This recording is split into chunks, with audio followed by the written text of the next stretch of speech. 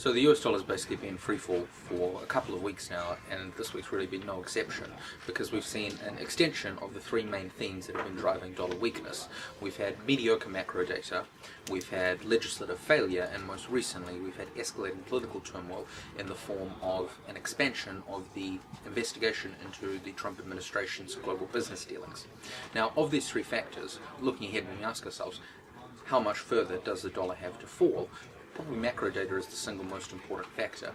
Now, inflation in the United States has been falling recently, and the Federal Reserve seems pretty happy to put this down to transient factors, specifically things like cell phone contracts. So the question is, if we're willing to believe, as the Federal Reserve is, that the slowdown in inflation is temporary or transient, we need to actually see that in the hard data. Now, the Federal Reserve has pretty clearly signaled that it intends to continue its current hiking program, contingent on that data. So we will eventually approach a point where the dollar is oversold, and markets will have to reconcile with whether or not the Federal Reserve is actually going to follow through with its signaled hiking path, or if we're going to see a more dovish shift later this year.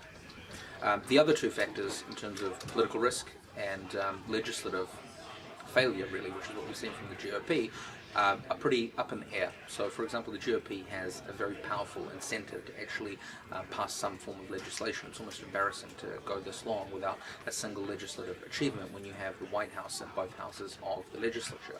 So it is entirely possible we'll see some progress, be it on healthcare reform or maybe even moves towards a tax cut. But the question is how much progress will actually take to restore some sort of faith in those kind of Trumpflation ideas, where we would see inflation assisted by looser fiscal policy.